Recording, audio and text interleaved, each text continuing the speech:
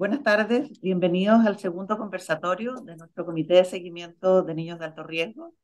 Este segundo conversatorio se trata sobre los aspectos endocrinos y nefrológicos del recién nacido prematuro. Tenemos buenas noticias y algunas noticias no tan buenas. Una primera es que el doctor Alejandro Martínez tuvo una inconveniencia de fuerza mayor, realmente muy imprevista, eh, que no va a ser posible tenerlo con nosotros hoy día. Sin embargo, él se comprometió a participar en un futuro conversatorio, así que esperamos en los próximos meses o semanas poder contar con esa parte del conversatorio que nos va a quedar sin presentar hoy día. Nuestra segunda invitada es la doctora Soledad Peredo. Ella es pediatra y nefróloga. Ella trabaja en la Universidad Católica y ella es académica en la universidad y trabaja también como investigadora. Nos va a presentar el tema sobre la hipertensión arterial y alteraciones renales en el niño prematuro. Eh, en este momento los voy a dejar entonces con Soledad Peredo para la presentación.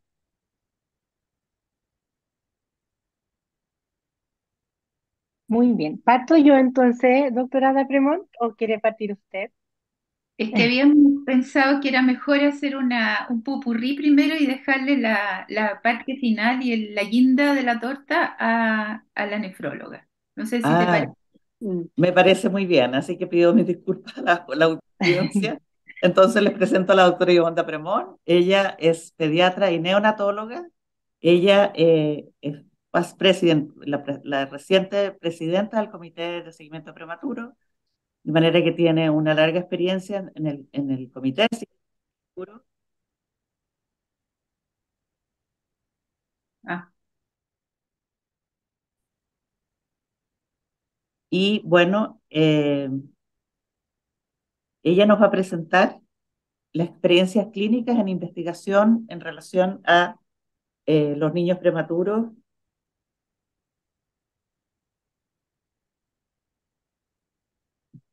que tiene el nombre Resultados de un estudio clínico en Chile, de estudios clínicos en Chile.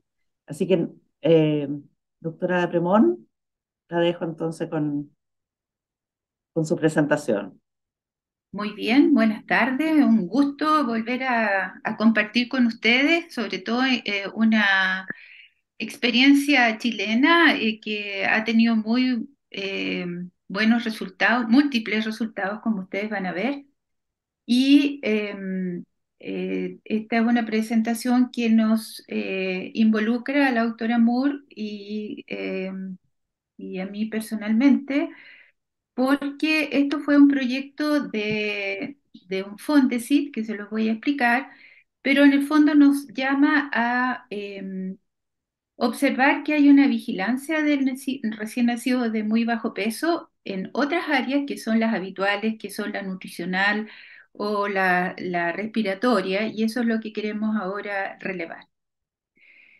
Eh, Básicamente, este es el resultado de una cohorte de prematuros que tuvo la gracia de ser parte de un financiamiento Fondesit y que en el fondo reúne a los niños que fueron enrolados en el sector público, en el Hospital Sotero del Río y en el sector privado, que era la Red Salud de la Universidad Católica. El líder de esta investigación es el doctor Alejandro Martínez, que tiene una estupenda trayectoria desde el punto de vista endocrinológico, es el jefe de endocrino de la Universidad Católica y lo vamos a tener en el futuro, así que no se preocupen de que vamos a ver esas partes también. Ahora, lo interesante es que esto es una cohorte transversal que reunió a niños que ya estaban en la etapa preescolar, o sea, perdón, escolar, prepúberes, y que tenían esta limpieza, como teníamos la oportunidad de tener varios años y también tener una cantidad importante de niños, pudimos despejar a los niños que habían nacido pequeños para la edad gestacional o bien eran producto de embarazo múltiple o tenían patologías crónicas o agudas que incluso estuvieran recibiendo corticoides orales, que son los niños crónicos respiratorios. Estos niños se reclutaron viniendo de los policlínicos de seguimiento, o sea, habían sido niños que habían egresado vivos desde la NEO, y los dos lugares son los que ya les había comentado, y vamos a ver inicialmente lo que se refiere a los puntajes Z de las tallas para poder ver si los niños prematuros y comparados con los de término eran similares. Lo interesante es que los pares de estos niños prematuros eran hermanos, primos, compañeros de colegio, vecinos, lo que quisieron participar, y cumple con todos los requisitos del comité de ética. eh, y acá vamos a ver los resultados. En resumen, vamos a ver 4 líneas de evaluaciones que en el fondo nos permiten tomar como un perfil de las otras cosas que pudiesen afectar a los prematuros. Entonces la pregunta era, ¿hay diferencia de talla entre los escolares nacidos prematuros y los escolares nacidos de término? Y en este caso nosotros, quiero enfatizar esto, que nosotros tenemos un grupo que tienen riesgo, que generalmente están enfrentando a riesgos prenatales como el retardo de crecimiento intrauterino, que eventualmente corresponde a una hipertensión de la madre que se gatilla en el embarazo, o aquellos niños que son especialmente menores de 28 semanas y que tienen restricción del crecimiento intra y extrauterino. Y esos son los niños que también corresponden a este grupo de alto riesgo biológico, que son los displásicos y los portadores de enterocolitis. Y esos niños eventualmente van a enfrentarse, además, los prematuros, a otras enfermedades respiratorias crónicas, eh, parálisis cerebral o el bajo nivel socioeconómico. Entonces, el objetivo fue determinar si los escolares nacidos de muy bajo peso habían tenido una menor talla en relación a la media parental, o tenían diferentes concentraciones del el símil de insulina 1 y comparados con los niños de término. Eh, Aquí yo les muestro, pero desgraciadamente se ve como muy grande. No sé si, bueno, vamos a ver los resultados. Los valores tienen significancia estadística algunos y otros no. Pero en general lo interesante es que aquí nosotros teníamos un número bien balanceado de niños prematuros versus de término. Ustedes ven 42 prematuros, 39 de término. Los niños cumplían exactamente con la misma media de edad cronológica, que eran 6 años y medio. Tenían una edad ósea, porque se les hizo estudio de Carpo, de radiografía Carpo, donde pudiéramos tener algunas diferencias eventuales, pero que no fueron significativas. Además, se calculó el índice de masa corporal con puntaje Z, se midió la TSH, el T4 y el IGF-1. Y aquí es donde nosotros vamos a ver los resultados. Estos niños aparentemente no tenían diferencia en lo que era la talla, medidos en esa etapa de escolar. Sin embargo, cuando se evaluaba la talla con puntaje Z para la edad ósea, sí hubo diferencia significativa. Y eso estaba comparado, por ejemplo, con la talla media parental, también con puntaje Z, y la talla edad, talla media parental y todas las relaciones que están descritas ahí, donde en el fondo lo que se destacó es que efectivamente la talla para la edad ósea, y eso es importante porque uno los mide, los pesa, pero obviamente no estamos haciendo el estudio de la edad ósea a todos los prematuros, sí tenían diferencia. Esto se refleja acá, donde los niños de término son los puntitos verdes, los niños prematuros son los puntos rojos, y ustedes ven que en la talla no hay diferencia, pero en la talla para edad ósea sí hay una diferencia que alcanza un P significativo. Entonces, se concluye de esta cohorte que los escolares adecuados para la edad gestacional, ya habíamos limpiado a todos los niños que tuviesen eventualmente alguna contaminación para los resultados, dado que los reportes que se leen en la literatura en general no pueden discriminar mucho si son niños adecuados o pequeños para la edad gestacional, sino que los evalúan en forma general y en esto se quiso ser muy dedicado en separar a los niños que eran como los prematuros sanos, entre comillas, versus los que tenían alguna patología que pudiese incidir en los resultados. Entonces, está claro que los niños aparentemente tienen las mismas tallas, son adecuados, pero adecuados estamos hablando además en que son eutróficos posteriormente en su evaluación nutricional, pero tienen cuando se corrige por talla ósea, los prematuros tienen menor puntaje, de tal manera que se recomienda que estos niños sean seguidos por un tiempo más largo de lo que habitualmente nosotros detenemos, que es los 7 años, los 9 años, sino que se sigan controlando porque eventualmente pueden tener, sobre todo post pubertad, alguna complicación o algún desarrollo menor que los niños de término.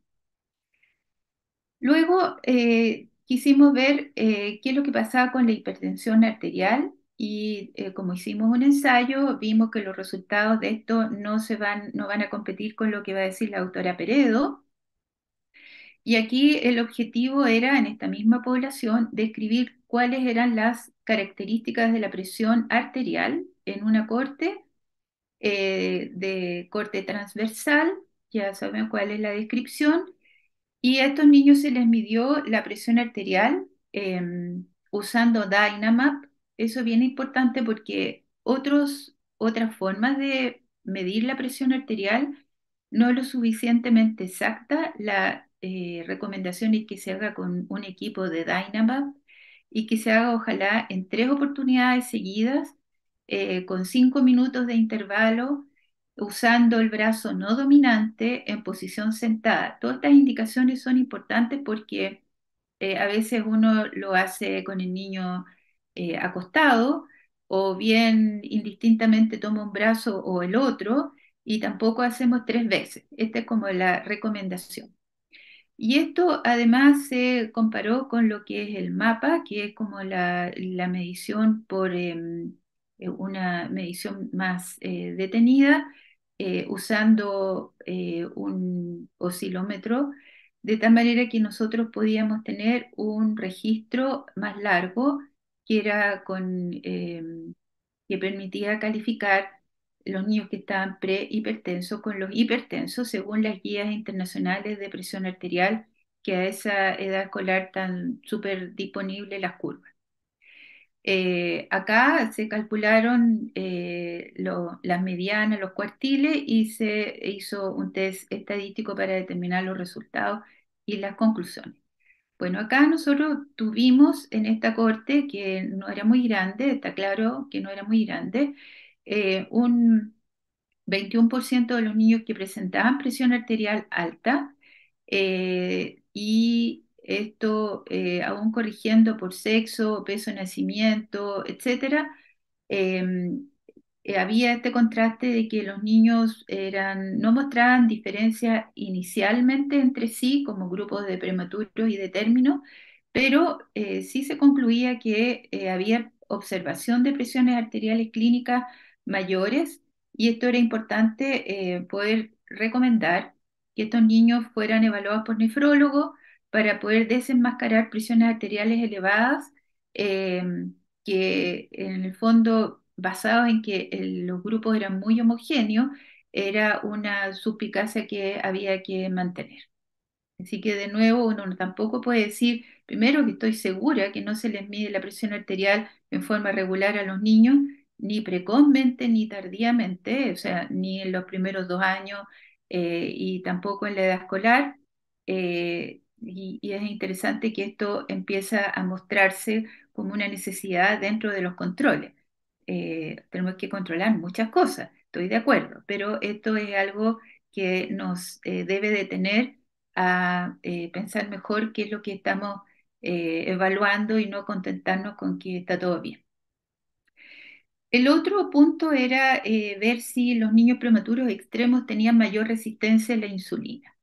Bueno, acá el mismo grupo fue evaluado, se separaron a los niños que tenían alguna complicación eventualmente, o sea, todos los PEC, etcétera, y el objetivo era describir cuáles eran los parámetros de insulinoresistencia en la población pediátrica de niños prematuros, que eran resultado de un embarazo único y no múltiple. Y aquí, de nuevo, tenemos a los niños prematuros, que eran 42 niños de pretérmino y 39 de término.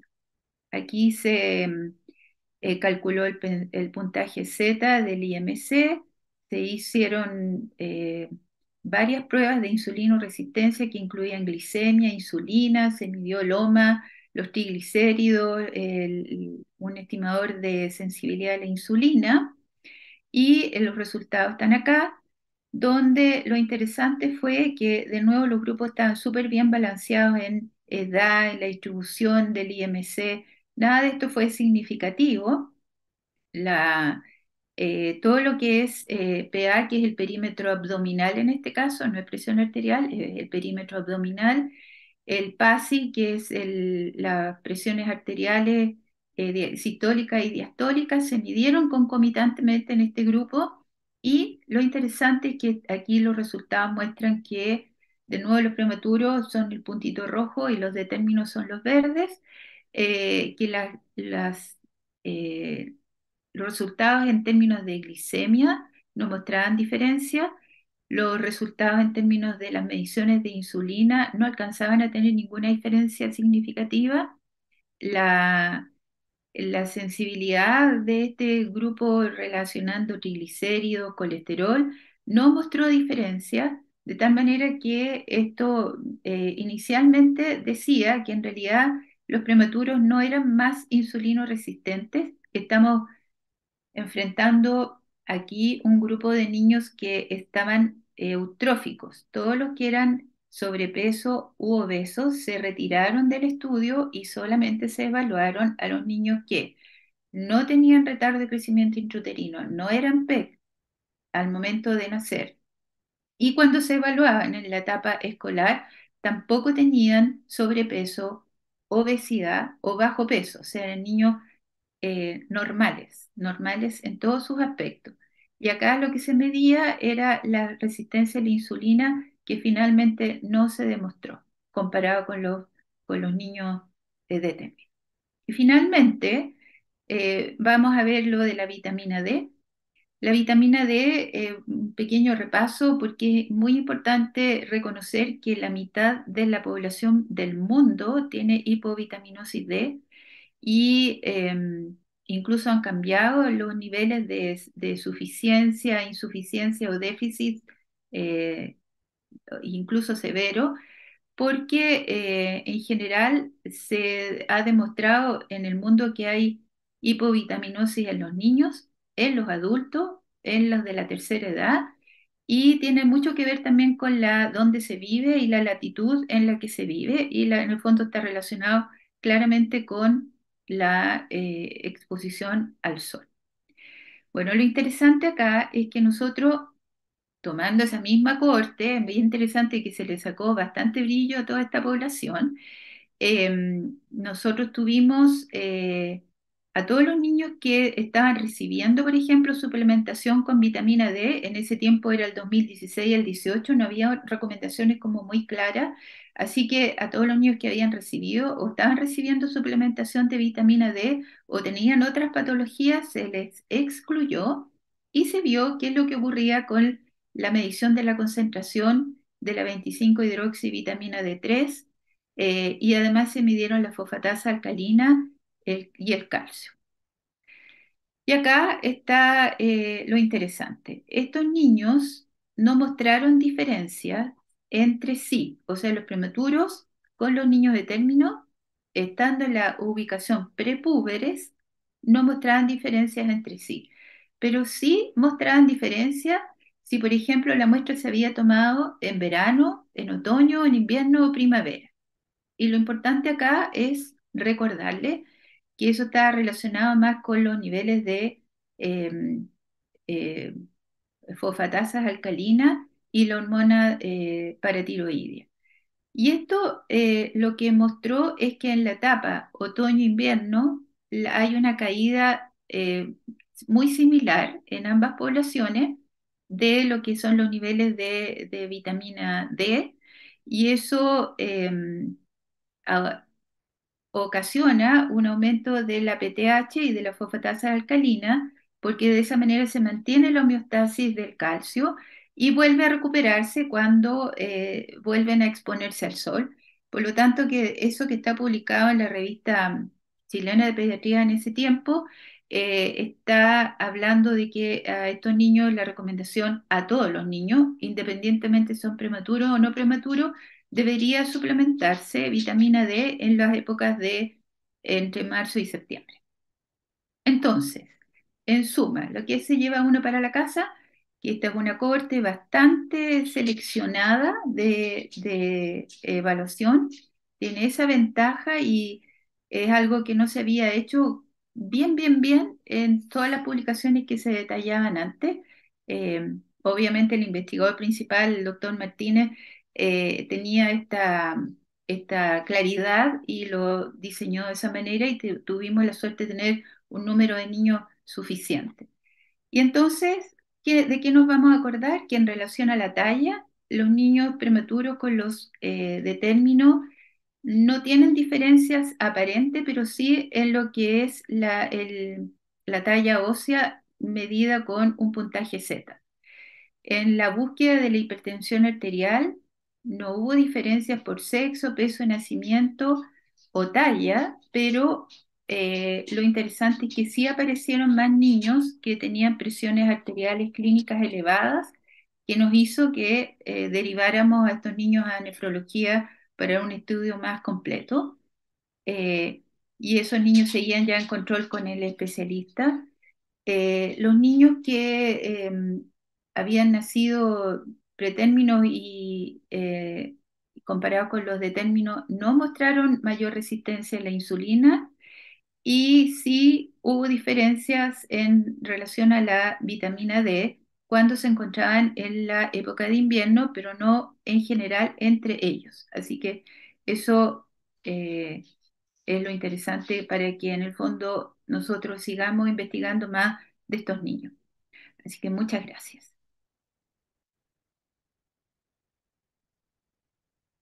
Muchas gracias, Ivonne, por tu presentación. Fue muy completa y muy detallada de todos de todos los estudios, de parte de los estudios, porque yo creo que hay más estudios.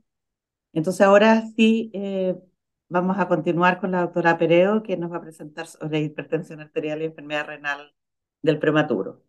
Adelante, Sol.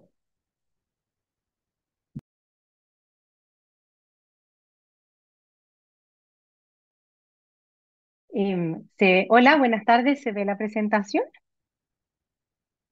Perfecto. Entonces, buenas tardes. Soy la doctora María Soledad Peredo. Soy nefróloga pediátrica y trabajo en la Universidad Católica. Y la idea esta tarde es conversar un poco acerca de la hipertensión arterial y enfermedad renal en el recién nacido prematuro. Ya. Declaro que no tengo conflicto de interés en este tema, pero que sí participo activamente del Comité de Hipertensión que tenemos en la rama de nefrología de la Sociedad Chilena de Pediatría, junto a las otras colegas que están ahí descritas. Así que me apasiona un poco este tema. Y la idea es revisar algunos aspectos, como por ejemplo hacer un repaso de fisiología renal del prematuro, cuál es el riesgo de hipertensión que tienen, cuál es el riesgo de enfermedad renal crónica que tienen estos niños, eventualmente proponer algún grado de estratificación de riesgo y de seguimiento. Entonces, para comenzar, quisiera recordar algo muy somero de embriología. Recordar que el metanefro, que es como el tercer riñón que se produce durante la embriogénesis, aparece ya a partir de la sexta semana de gestación, y a partir de la novena más o menos semana se puede ver ya presencia de orina, y que a partir de esa semana cada nuevo tubo colector del brote ureteral se asocia con un nefrón del mesénquima metanéfrico y se van induciendo recíprocamente, formando esta estructura muy compleja que es el glomérulo, y esto sucede hasta la semana 34, 36 aproximadamente. y desde ahí ya no se produce una nueva nefrogénesis, sino que solamente existe cierto grado de maduración de tanto los túbulos como los glomérulos hasta el nacimiento y en forma postnatal también durante cierta cantidad de tiempo. Por lo tanto, nosotros nacemos a las 35 semanas, ya tenemos nuestra dotación nefronal final. Y por lo tanto, los recién nacidos que son pretérmino, que nacen antes de las 32 semanas, pretérmino, digamos, severo, tienen efectivamente una menor masa nefronal, lo cual podemos observar en el primer gráfico a la izquierda, que efectivamente el número de glomérulos se asocia directamente con el peso de nacimiento. Y esto, por supuesto, tiene su contraparte, ¿no es cierto?, en la depuración de creatinina, que por lo tanto estaría disminuida en aquellos recién nacidos de pretérmino. Y aquí podemos ver también un gráfico, son publicaciones, algunas un poco antiguas, pero que nos permiten ver claramente que los niños prematuros, al tener una menor masa nefronal y al tener sus glomérulos inmaduros, tienen también un menor clearance de creatinina, lo cual los pone, por supuesto, en riesgo, ¿no es cierto? Entonces, al nacer, los recién nacidos pretérmino tendrían ciertos cambios fisiopatológicos, uno de los cuales muy importante es la disminución de la masa nefronal, pero también se asocian otro tipo de cambios que me parece relevante destacar, como lo es, por ejemplo, un aumento en la reactividad vascular. Tienen también una activación del sistema renina-angiotensina-aldosterona, tienen una activación anormal del sistema nervioso simpático y también tienen una alteración en el transporte tubular de sodio, el cual estaría aumentado. Y todos estos aspectos en forma conjunta son los que probablemente van a predisponer a estos recién nacidos a desarrollar hipertensión, a desarrollar eventualmente un daño renal. Y esto ya estaba descrito, ¿no es cierto?, hace algunos años en la hipótesis de Brenner, y después ha sido comprobado ampliamente en estudios animales y también en estudios en seres humanos. Entonces la progresión sería más o menos la siguiente. El recién nacido prematuro o el bajo peso de nacimiento tiene una menor dotación nefronal, tiene un número reducido de nefronas, lo cual también se ha denominado oligonefropatía. Y estas nefronas, al ser menos, pero tener que hacer la misma cantidad de filtrado glomerular, eh, obviamente al filtrar más tienen esta hiperfiltración, y esta hiperfiltración conduce finalmente a una hipertensión inicialmente en el glomérulo mismo, pero después, al mantenerse en el tiempo y al sumarse todos estos otros cambios fisiopatológicos que vimos, van a llevar necesariamente, o no necesariamente, pero probablemente a una hipertensión sistémica. Y eso es efectivamente lo que se ve. Acá hay distintos gráficos que van mostrando algunas evidencias de que los recién nacidos de muy bajo peso o prematuros tienen una mayor presión arterial. Estos son a la izquierda, ¿cierto? Muestra la relación entre el peso de nacimiento y la presión sistólica al nacer. A la derecha, este gráfico muestra que efectivamente este peso de nacimiento se sigue relacionando con una presión arterial más elevada cuando fueron evaluados estos niños a los 10 o 13 años, por lo tanto es una alteración que además es persistente en el tiempo. Y finalmente acá hay un gráfico que muestra una misma cohorte de pacientes, distinta a las previas, pero mismos niños que fueron revisados a la edad de 1 o 3 años, y luego se volvió a hacer un seguimiento de la misma cohorte a los 10 o 13 años.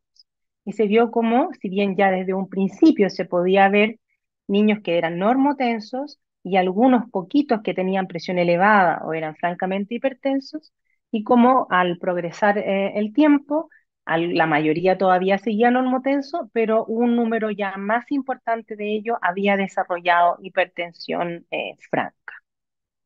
Así es que la presión arterial en estos niños es una realidad y por supuesto amerita que sea seguida y se haga un tamizaje, ¿no es cierto?, para evaluarla. Ahora bien, siguiendo con nuestra progresión de los daños, esta hiperfiltración y hipertensión glomerular, por un lado desencadena esta hipertensión sistémica, pero por otro lado puede desencadenar también ciertos rangos de proteinuria, y ambas cosas, la proteinuria y la hipertensión, van produciendo a largo plazo glomerulosclerosis y una disminución progresiva de la masa nefronal, todo lo cual va determinando entonces un compromiso del clearance, de la depuración, del filtrado glomerular, y determina entonces distintos grados de enfermedad renal crónica.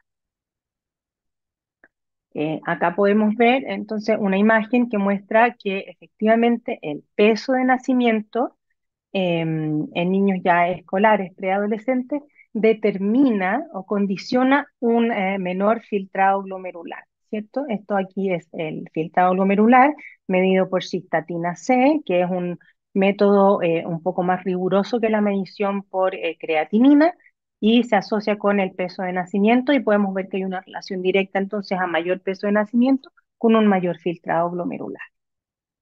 Esto se puede ver también en otros trabajos. Acá muestran una comparación entre niños pretérmino, 96, y niños de término, 43 de ellos.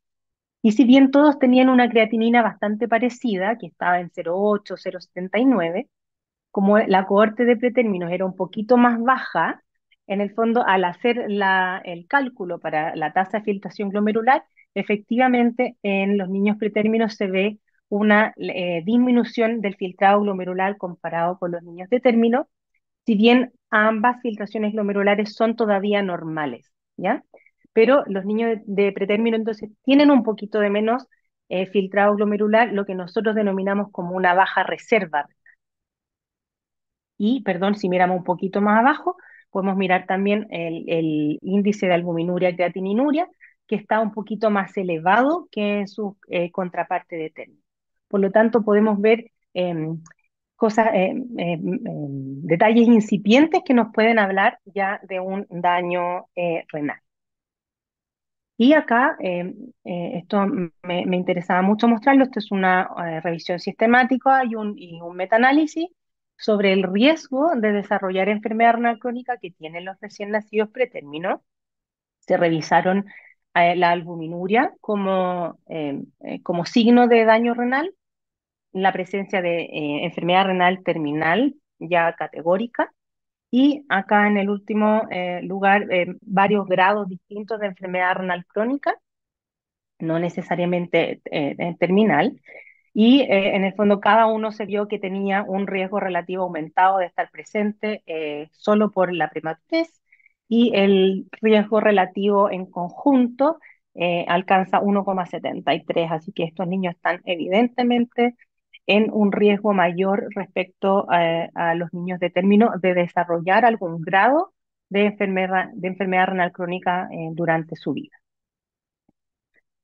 Entonces, en resumen, hemos estado viendo, ¿no es cierto?, que existen ciertos factores que son inherentes, que son no modificables, y que en este caso nuestra definición es que sean prematuros, ¿cierto? Entonces, hay factores que vienen de la programación fetal, tanto factores maternos, factores placentarios, factores epigenéticos, en este caso nuestro nacimiento prematuro, que determinan una serie de alteraciones en la nefrogénesis, en la angiogénesis, estas activaciones del sistema renina-angiotensina-aldosterona, del sistema nervioso simpático, también del eje hipotálamo hipoficiario, y se suman algunas patologías agregadas que a veces pueden tener, como algún tipo de síndrome genético, algún trasplante después de órganos, neoplasias, diabetes, en fin, lo que uno vaya recolectando durante su vida, que se va a ir agregando.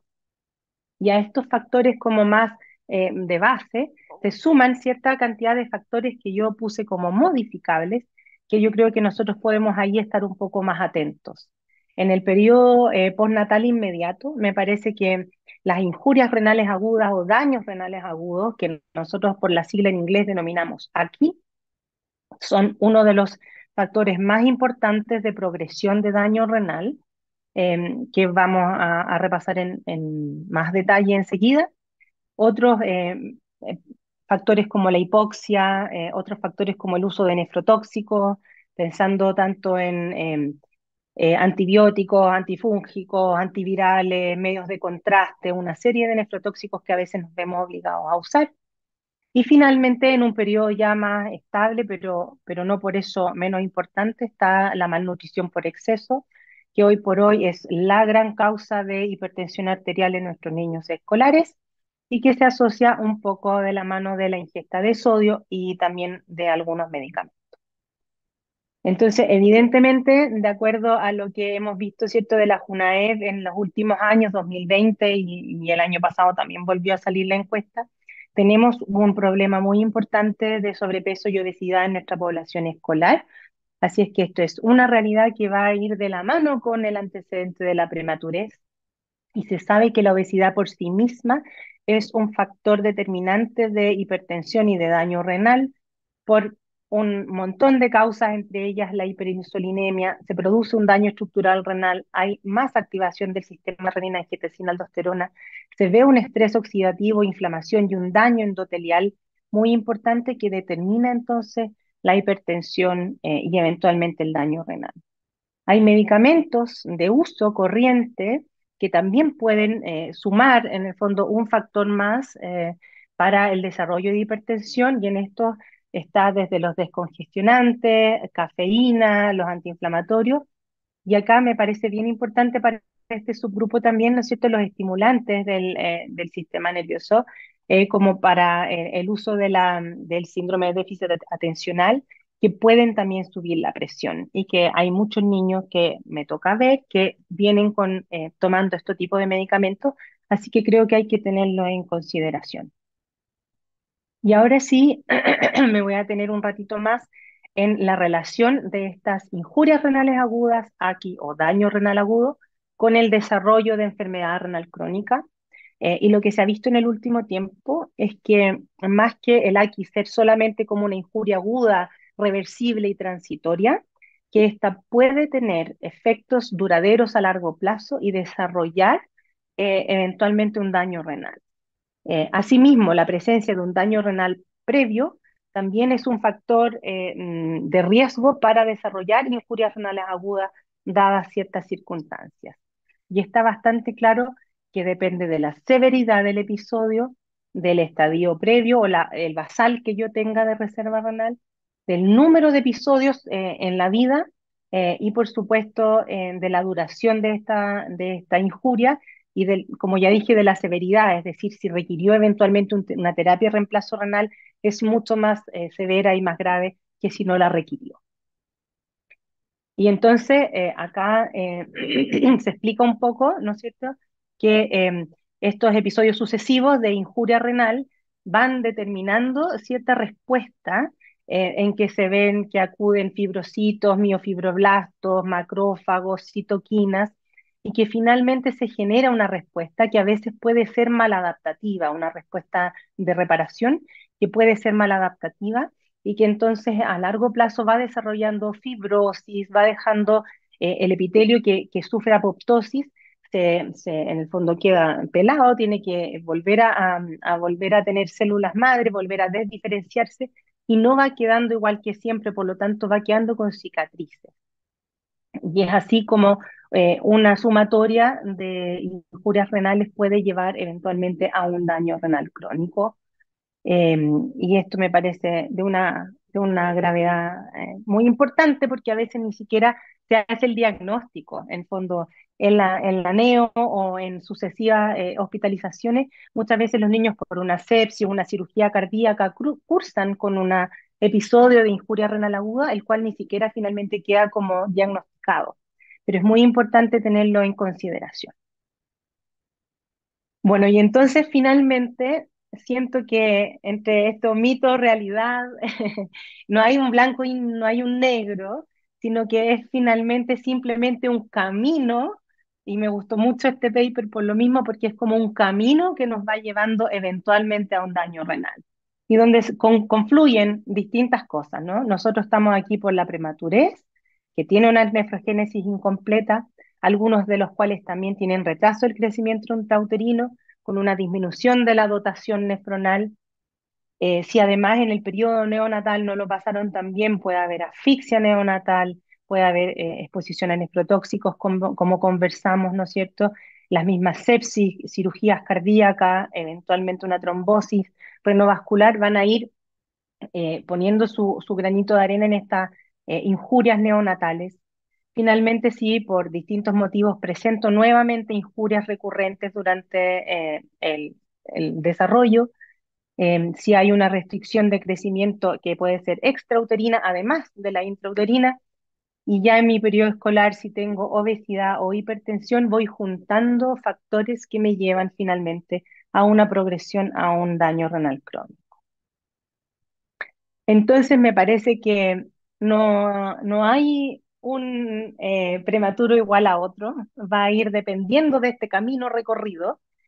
Lo que sí sabemos es que tienen una disminución de la reserva renal y una susceptibilidad, ¿no es cierto?, importante a hacer injurias renales, que van a depender de todos sus factores prenatales, si es solo prematurez o si es prematurez y también retraso del crecimiento u otros también, de todos los factores postnatales que hemos conversado, que sabemos que las injurias renales son un factor independiente de riesgo para desarrollar enfermedad renal crónica y eventualmente algunos otros antecedentes clínicos que podamos recabar.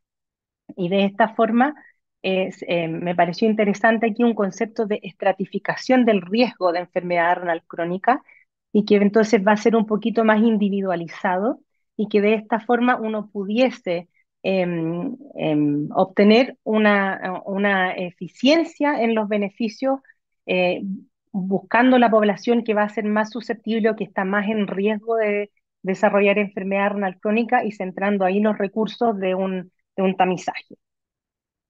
Mi propuesta para un seguimiento es hacer siempre la mejor evaluación posible, recabando todos los antecedentes familiares, porque también hay antecedentes familiares que son relevantes.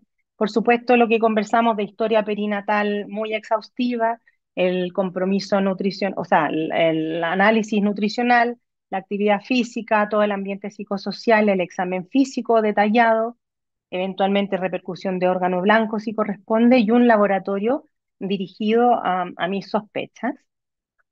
Me permití, dado que tenía más tiempo, de poner algunas diapositivas, ¿no es cierto?, para enfatizar sobre la correcta medición de la presión arterial. Por lo tanto, dentro de este examen físico exhaustivo, tomar la presión arterial de forma correcta es fundamental. Como ya comentó la doctora Dapremont, ¿no es cierto?, poner al paciente idealmente sentado, tranquilo, habiendo descansado 5 minutos, con la espalda apoyada, los pies apoyados ya sea en el suelo o en un banquito, con su brazo derecho afirmado en la fosa, con la fosa cubital a la altura del corazón y utilizar también el manguito más adecuado. Medir, idealmente uno tiene que tomar el punto medio entre el acromion y el olecranon, y en ese punto medio se mide la circunferencia braquial, y con esta circunferencia medida yo la comparo con el largo y el ancho del manguito, y de esa forma puedo determinar el manguito más apropiado. Ahora es mucho más fácil porque los manguitos traen un registrado el número de centímetros para los cuales sirven. Entonces yo simplemente tomo la circunferencia braquial y puedo elegir el manguito que me corresponde dada esa medición en centímetros. Los dispositivos que se pueden utilizar y que realmente en la práctica clínica son los más fáciles, los más sensibles, son efectivamente los oscilométricos como el Dynamap y nos sirven mucho para el screening. Si bien en las guías clínicas todavía se comenta que la confirmación debe ser hecha por un método auscultatorio. Sin embargo, uno sabe que en la práctica, a veces entre los llantos, etcétera, es muy difícil auscultar adecuadamente la presión, por lo tanto a mí me parece que el screening con Dynamap es suficientemente bueno como para derivar al paciente eventualmente. Y justamente se tienen que hacer 3 tomas de presión arterial en total y se promedian las últimas 2 de estas 3 mediciones, y esa es la que se va a comparar después con las tablas de presión arterial. En niños de 1 a 13 años se van a categorizar según su percentil con las tablas, y en niños mayores de 13 ya se han dejado cifras absolutas, ¿no es cierto?, más parecidas a lo de adultos para hacer puntos de corte únicos y así definir la clasificación de presión arterial clínica. Y en particular, en ciertos grupos de riesgo, entre ellos los prematuros, nosotros estamos indicando la monitorización ambulatoria de presión arterial, MAPA o holter de presión arterial, porque sabemos que nos proporciona una información mucho más precisa de la presión.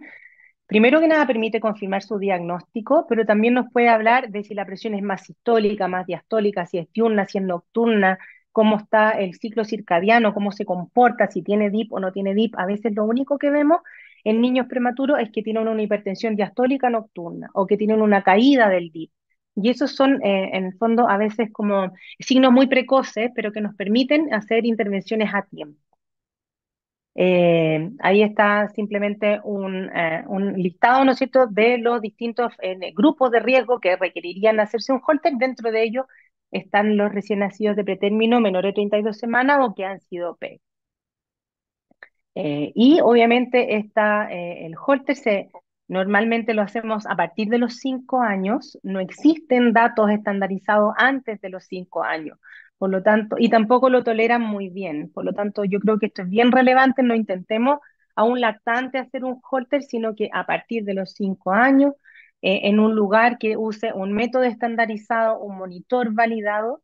Y por supuesto son tablas que no son las mismas de presión arterial de reposo, sino que son datos normativos especiales hechos en holter, en actividad. Por lo tanto, debe hacerse en un lugar competente.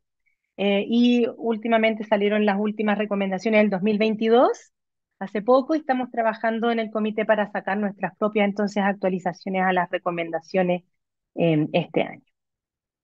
Cuando yo tenga finalmente la presión ambulatoria y el holter, voy a tener un diagnóstico de presión arterial ambulatorio para poder categorizar a mi paciente de normotenso o eventualmente saber si tiene una hipertensión de delantal blanco o enmascarada, o bien si es ya definitivamente un hipertenso ambulatorio.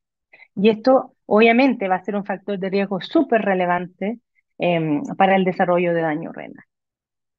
En resumen, y aquí me permití usar una tabla que me pareció excelente, publicada por el doctor Cabañaro el año 2020, en que él, de la mano de toda la evidencia que hemos visto, propone un seguimiento que es diferenciado por riesgo. Entonces, los niños que efectivamente son prematuros tienen un riesgo moderado y deben ser revisados por su pediatra, y se debe tomar la presión arterial anualmente y ir monitorizando el IMC, que no tenga obesidad, y siempre estimular las conductas saludables, ¿no es cierto?, de comer poca sal, de tomar harto líquido, etcétera, y que debe ser derivado nefrólogo en cierto rango de tiempo, idealmente dentro de los primeros de 6 meses de alta, y luego a los 4 o 5 años, y después eventualmente en la adolescencia, como en puntos importantes del desarrollo, y que se va a hacer un monitoreo de función renal cada cierto tiempo, un holter y una microalbumina. Pero si este recién nacido, aparte de su prematurez, tiene un factor de riesgo o eventualmente dos o más factores de riesgo, que son los que hemos ido destacando durante la presentación, entonces esos pacientes debiesen ser visitados, o sea, deben hacer visitas al nefrólogo con mucha mayor asiduidad, y por supuesto controlarse en forma más frecuente este chequeo renal. Por lo tanto, a modo ya para ir cerrando y a modo de discusión, me parece que la detección temprana de estos factores de riesgo es fundamental. Dentro de la evaluación, entonces, siempre se debe hacer una historia perinatal muy, muy acuciosa, y contemplar todos los otros factores de riesgo, y por lo tanto los factores nutricionales, de actividad física, los antecedentes familiares. Es fundamental hacer un correcto diagnóstico de la presión arterial, y un estudio, para mi gusto, debería incorporar también alguna ecografía renal y vesical en algún momento de la vida, exámenes de orina y de función renal, para ir manteniendo un chequeo de estos factores que hemos conversado. Eso sería por mi parte, y quedo entonces atenta a preguntas.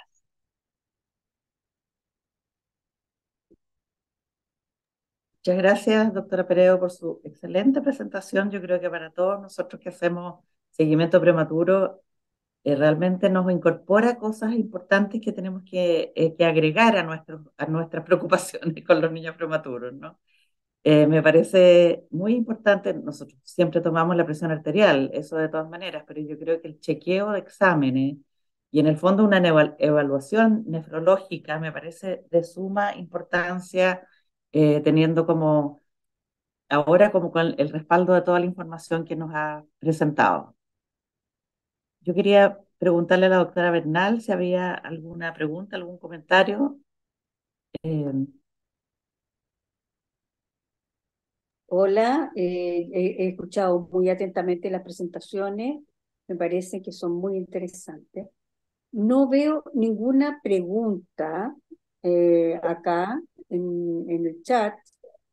Sin embargo, a mí me gustaría hacer algunas preguntas. Yo creo que la audiencia en realidad está inquieta porque lo primero que dijeron, tenemos que monitorizar a estos niños. Y nuestro gran tema es que en la mayoría de los lugares de seguimiento no contamos con un oscilómetro para poder monitorizar la presión arterial. Además, todos los detalles de tiempo, que el niño llora y que es complicado, pero tenemos que contar con el equipo. Y desgraciadamente, tengo entendido que estaba invitado la gente del MinSal, siempre estamos teniendo, pidiéndoles y mejorar, tratando de mejorar nuestro seguimiento. Sabemos que son caros, son equipos caros, no son equipos que uno pudiera conseguir tan fácilmente. Pero es algo que tenemos que ir avanzando. Entonces, la pregunta, si ustedes pueden contestarla, porque yo sé que estamos en esto todo, es si se ve por algún lado, tenemos alguna ventanita como para eh, o- hacer la solicitud y que la solicitud tenga una respuesta, por lo menos en los centros de seguimiento a lo largo del país. No sé eh, quién puede contestar eso. Bueno, yo quisiera primero darle las gracias a la doctora Peredo. Me encantó su presentación, nos dejó la vara por ahí arriba, no sé cuántas cosas voy a poder hacer, además de todo lo que uno quiere controlar, pero vamos a tratar de que estas sean protocolizadas las formas de controlar. Pero recordar un poco que nosotros hace unos años atrás hicimos una encuesta a todos los policlínicos de seguimiento. Esto era parte de nuestro diplomado de seguimiento del prematuro, en que fue tan exitoso y que pudimos además enrolar a todos los policlínicos de seguimiento del país. Tuvimos una muy buena respuesta y dentro de las cosas que preguntábamos era la implementación. Preguntábamos hartas cosas. Dentro de esas era la implementación. Entonces, muchos dijeron que no tenían, por ejemplo, no estamos hablando de Dynamap, los equipos para medir la presión. O sea, yo creo que los manguitos y toda esa historia ahora me quedó mucho más claro de que tú tienes que medir y cuánto es lo que tienes que, cómo puedes elegir bien el manguito. Y en ese momento había gente del ministerio y ellos nos aclararon, porque desgraciadamente la gente del ministerio que está invitada hoy no pudo asistir porque están enfrentando la supercontingencia sanitaria. Así que declinaron y se disculparon.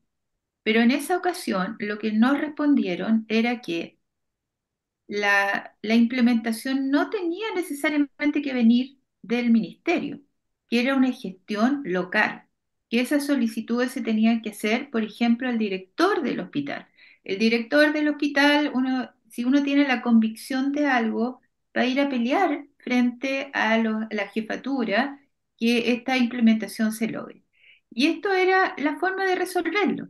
Nos dijeron que estas eran gestiones locales y a mí me pareció súper lógico, y de hecho en el Sótero del Río nosotros tenemos hace muchísimos años un Dynamap que cuidamos y casi que lo tenemos atornillado a la pared, de tal manera que nadie se lo lleve, pero yo creo que sí está atornillado a la pared, eh, que en el fondo muestra que si alguien está convencido y hace la pelea, va a conseguir el recurso, el insumo, y finalmente nosotros vamos a poder incorporar esto, porque de verdad que tiene que ser un protocolo. Estos protocolos que nosotros hemos seguido por años tienen que ser mejorados porque lo que queremos es que la sobrevida tenga calidad y esta calidad se va garantizando de esta manera. Así como cuidamos los ojos, cuidamos la audición, cuidamos en la nutrición, hemos abandonado ciertas cosas como la presión arterial, ver qué pasa con los niños desde el punto de vista entre el cruce de la pubertad y más todas las otras problemáticas que son más bien sociológicas que se están enfrentando especialmente ahora. Así que en el fondo decir que no es excusa de que el ministerio no provea, porque el ministerio está apagando otros incendios. No es excusa que nosotros no incorporemos esto y finalmente vayamos a pelear esta posibilidad de contar con un Dynamac y además nosotros usarla, porque si no la usamos no vamos a saber nada de lo que deberíamos. Es bueno tener apagado todas las luces cuando en el fondo lo que hay que hacer es iluminar zonas que han estado grises. Muchas gracias, doctora Pruma. Yo quería hacerle una pregunta también a la doctora Peredo. Nosotros muchas veces en los prematuros de muy bajo peso nos vemos como obligados a concentrar un poco la alimentación, por lo tanto aumentar el aporte de proteínas en su leche. Entonces, ¿cuál es la tolerancia, digamos, de esto en un nefrón inmaduro, en una menor cantidad de filtración glomerular? ¿Estaremos de alguna manera empeorando la situación o llevando como a una inflamación de esos nefrones? Eh, bueno, es una buena pregunta. La verdad es que eventualmente sí. Yo no sé hasta, yo creo que va a depender súper harto de la concentración en el fondo, pero hasta cierto P% uno sabe que en el fondo puede tolerarla bien y sobre cierto porcentaje de sobrecarga proteica puede ser una sobrecarga renal. Ahora, yo creo que desde ese punto de vista bueno, no sé si se puede en realidad dar estimular la ingesta temprana de agua. Obviamente no antes de los 6 meses, pero desde entonces a mí me pasa que es importante estimular, ¿cierto? La toma de agua libre, además de las tomas de leche. Ahora, si el paciente está con dificultades para subir de peso, no, obviamente no es una buena idea gastar volumen libre de calorías.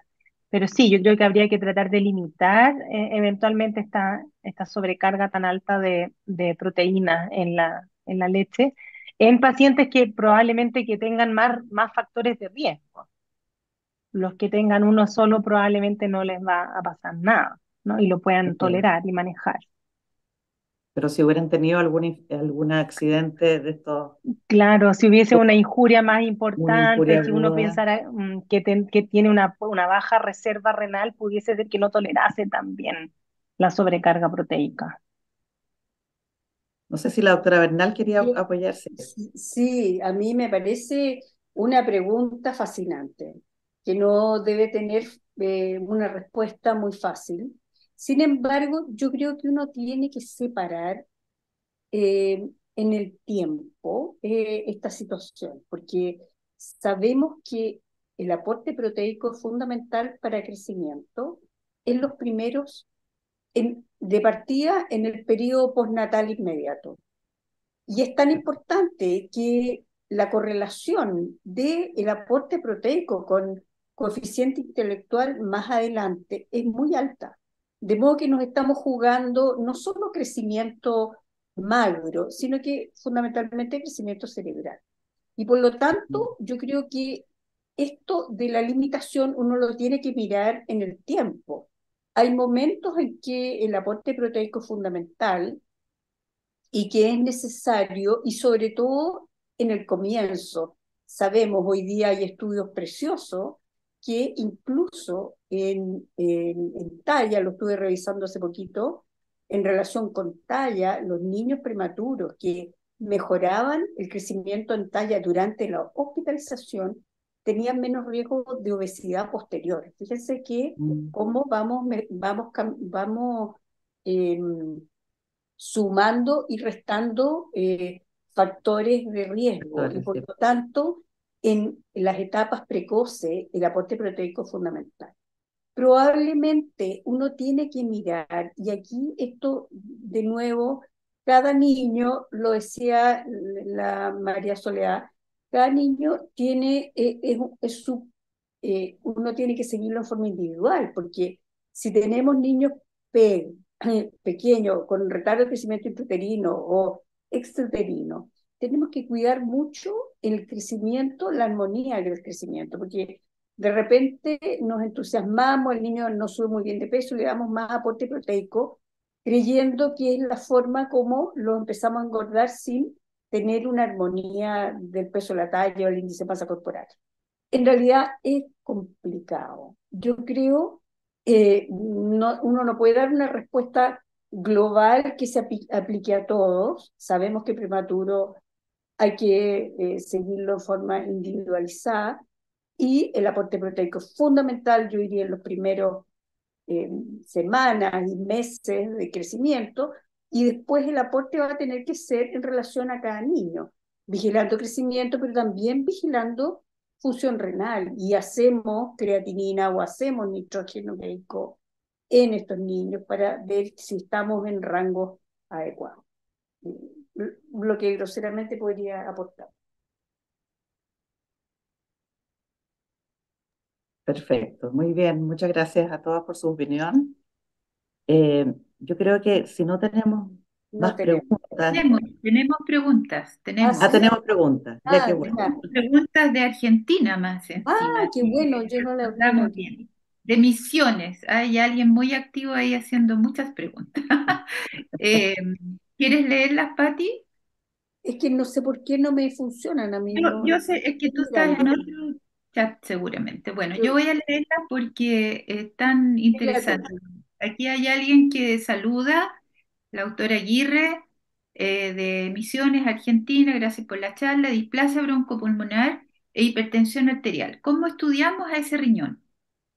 Eh, Ahí hay una noxa clara, o sea, si un niño llegó a hacer una displasia broncopulmonar, efectivamente tiene un riesgo biológico que lo diferencia de los que no hicieron displasia.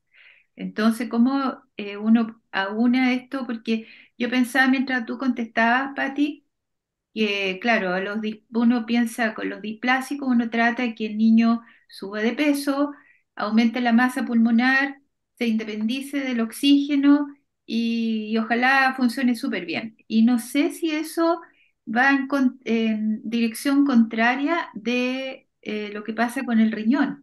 No desconozco. Entonces, la pregunta probablemente es para ti, María Soledad. Hola, buenas tardes. Bueno, en estricto rigor no revisé puntualmente esa subpoblación, pero indudablemente que la displasia broncopulmonar es un factor de riesgo conocido y además se asocia al desarrollo de hipertensión arterial también. Em, Así es que es doblemente factor de riesgo. Solo para redondear el tema previo, en realidad yo creo que el punto de vista nutricional es fundamental y que uno desde ese punto de vista tiene que hacer lo que tiene que hacer y después eventualmente va a tener que ir a lidiar con lo que quede en el camino, ¿no? Y dentro de esas cosas eventualmente está el riñón.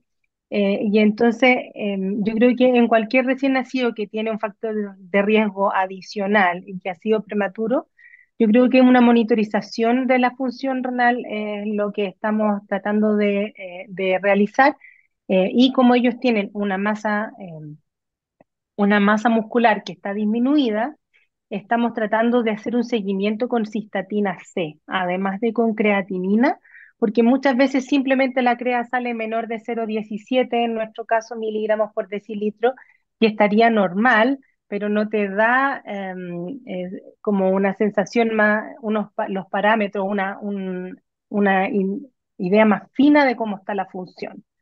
Entonces estamos midiendo adicionalmente a la creatinina la cistatina C, y también no tomando valores absolutos, sino más bien viendo como las curvas individuales de progresión de cistatina C en cada paciente. Eh, no sé si realmente eso responde a la pregunta, pero son niños entonces que sí tendrían factor de riesgo adicional, pero que yo creo que debe hacerse lo que debe hacerse para mejorar la displasia, y eventualmente llevar un seguimiento un poco más exhaustivo. Bueno, aquí está explotando las preguntas, así que no se vayan.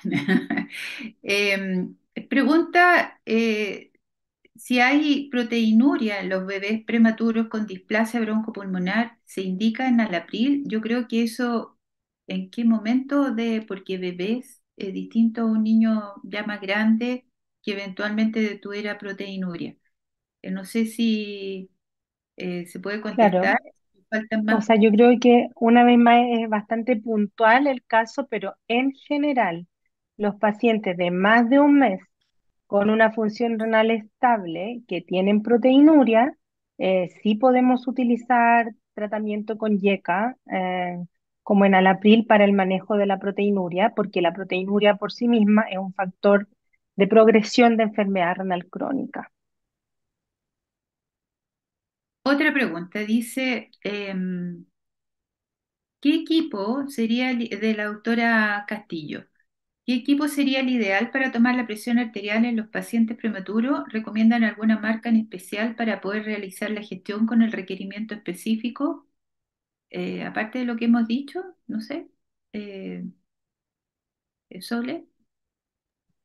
Sí, o sea, no, yo no puedo recomendar ninguna marca en particular. Lo que más o menos conversamos, me parece a mí que como tamizaje, un método oscilométrico como pudiese ser el Dynamap, adecuado y es cómodo, y vienen con los distintos tamaños de manguitos, incluyendo el que es especial para neonatos.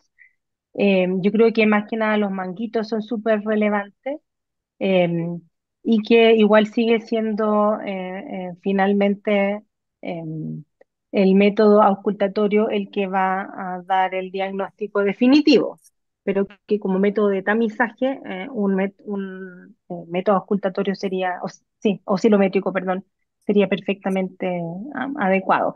Y a raíz de eso pensé delante que lo que se puede hacer, no que cada consulta tenga un aparato, sino que haya uno puede mandar a pedir toma de presión arterial y que haya un profesional ahí y que ya además esté entrenado en la técnica de toma, porque no sé si les ha tocado, pero es muy difícil tomar la presión arterial a los recién nacidos. Entonces, si hay una persona que se entrena, que lo hace bien, que está acostumbrada y que además sabe usar la máquina, yo hago una orden simple, toma de presión arterial, y me toman 3 tomas, y entonces el paciente ya llega a la consulta con distintos momentos de toma de presión arterial que me permiten a mí tomar una decisión también como en el tiempo, clínica, no solamente con un hallazgo, sino que hacerlo como un examen externo, digamos, así como se toma una radiografía de caderas, se puede tomar un monitoreo de presión arterial. Y tal vez así se pueden como acumular y sacar el mejor beneficio del aparato, de la inversión, digamos. Sí, muchas veces se tiene el Dynamap, así como está en la Católica, en un carrito y se va Se moviendo. va pasando por, claro. Claro, permite más acceso a un mismo insumo bien de buena calidad. Otra pregunta que también es de la autora Aguirre dice, recién nombró a la cafeína. ¿Qué papel juega en la aparición de la hipertensión, siendo que es un estándar de cuidado dar cafeína en bebés prematuros? Yo creo que acá habría que separar que los niños eventualmente, mientras están hospitalizados y reciben algunos medicamentos o están sufriendo algunas patologías, si se les pesquisa hipertensión arterial y uno no sabe si esto después, si esto tiene una repercusión transitoria o va a ser un factor de alerta, una bandera roja que diga, oye, a este niño no lo abandone en los controles de presión arterial y mándelo como estaba en ese flujograma tan interesante, mándelo antes de los 6 meses al nefrólogo. ¿Qué responderías tú? Exactamente, eso es lo que nos pasa. Muchas veces vemos niños que están en la neo, que reciben efectivamente cafeína o corticosteroides o distintos medicamentos que tienen relación con hipertensión. Se ven hipertensiones en niños hospitalizados, se deja un tratamiento y se dejan en controles al alta y yo los veo en meses sucesivos y efectivamente en un gran porcentaje de ellos voy pudiendo suspender los medicamentos con el paso de los meses, porque probablemente tenía esta hipertensión más que ver con situaciones agudas que se fueron como resolviendo. Lo vemos con bastante frecuencia. Bueno, otra pregunta dice Alejandro Sepúlveda, dice, soy nutricionista y desde mi perspectiva el aporte proteico se ajusta en relación a los requerimientos de cada niño.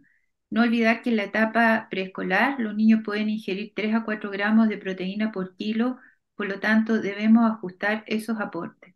También educar en ingesta de sodio en relación a mejorar ingesta de verduras y potasio, que también es un factor protector de hipertensión arterial.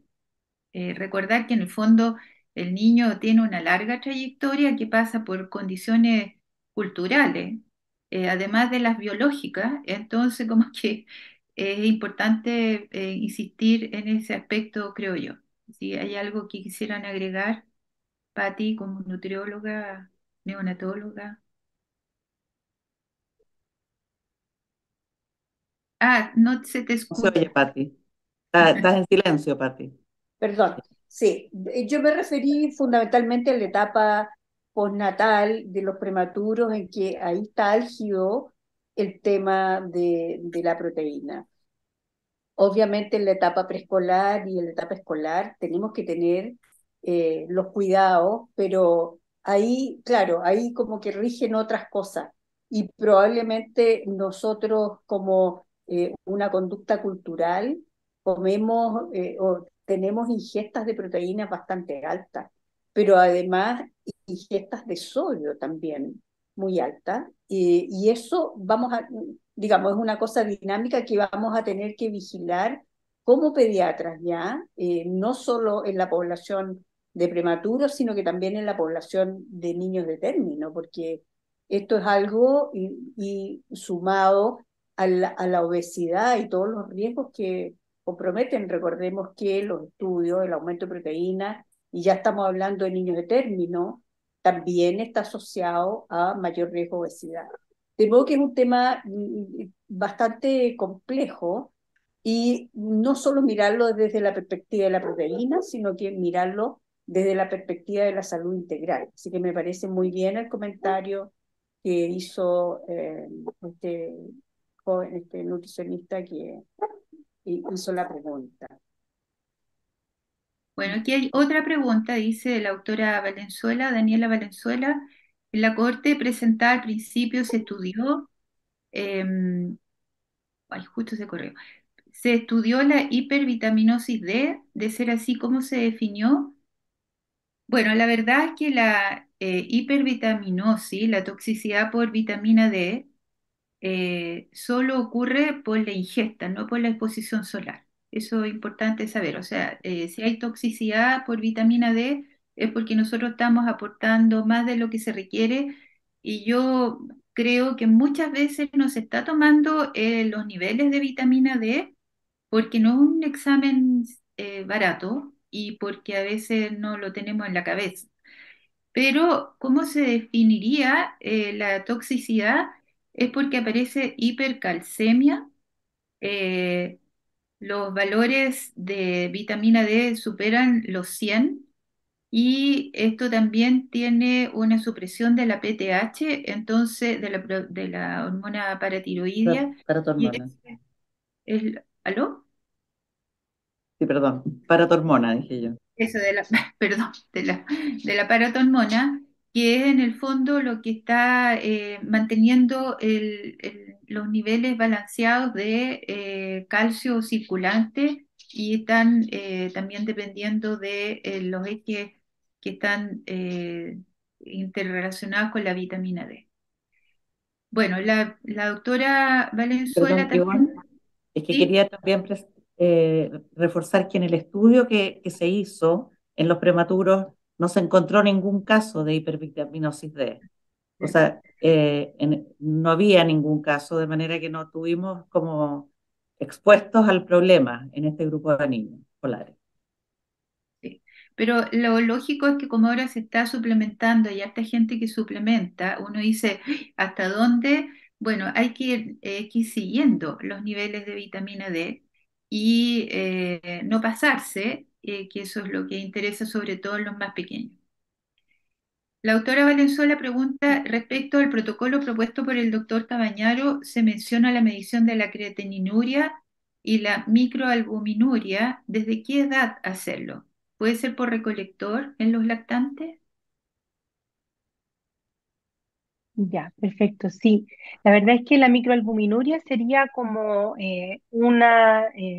un examen que bastante precoz de daño renal. Así es que nosotros estamos utilizando la microalbuminuria más que la proteinuria. Proteinuria ya es cuando es como hay un daño como más definido para como marcador y en niños para poder hacerlo en muestra aislada de orina y no tener que recolectar 24 horas se hace esta relación de microalbuminuria-creatininuria, que es el índice de microalbuminuria en muestra aislada, y desde ese punto de vista sí se puede tomar por recolector en lactante o por segundo chorro en niños ya mayores.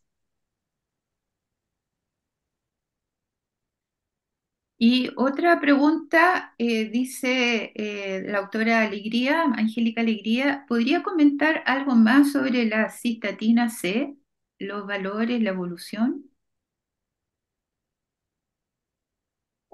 Bueno, es un examen entonces em, que sirve para estimar la tasa de filtración glomerular, al igual que la creatinina. Entonces, son valores que se miden en sangre. La cistatina en estricto rigor también se puede medir en orina. Estaba hace muy poco solamente disponible para trabajos de investigación, pero ahora, por lo menos en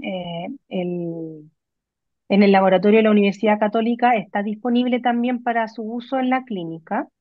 Y a diferencia de la creatinina, lo que hace es que no depende tanto de la masa muscular del paciente como lo es la creatinina. Entonces nos da eh, una, una idea como más correcta de la real función renal de ese paciente, entendiendo siempre que esa medición va a tener que hacerse un cálculo mediante una fórmula para estimar el filtrado glomerular.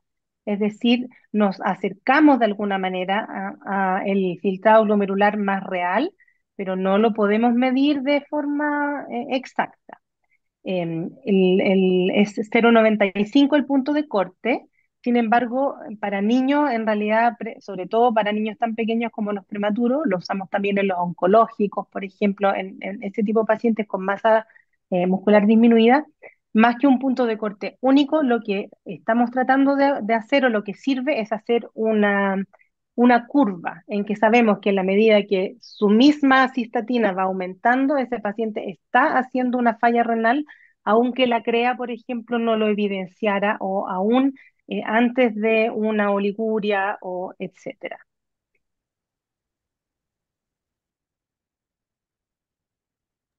Doctora, está silenciada. Sí, muy interesante todo. Yo creo que hemos aprendido muchísimo y hemos tenido un tiempo maravilloso de poder escuchar preguntas y las respuestas. Así que estoy muy contenta. Por lo menos en el Sí, chat no hay más preguntas. sí, recibimos muy buenas preguntas del chat, así que yo creo que estamos todos contentos. Muchas gracias, doctora Pérez y doctora Dapremón, por sus presentaciones. La verdad es que nos agregaron muchas cosas importantes para hacer en nuestro trabajo. Yo creo que generó una discusión bien rica y esperamos más adelante seguir, a lo mejor haciendo protocolos, a lo mejor te vamos a pedir, Sole, colaboración en hacer un protocolo que nos enriquezca lo que tenemos como seguimiento de prematuro. Sería muy interesante. Muchas gracias por la invitación, por la atención y muy buenas las preguntas. Así que muchas gracias. Muy bien. Muy bien, entonces nos despedimos de todos. Gracias por participar y esperamos contar con ustedes en un próximo conversatorio. Listo. Que tengan buena tarde. Gracias. Chao. Hasta luego. Chao. Yo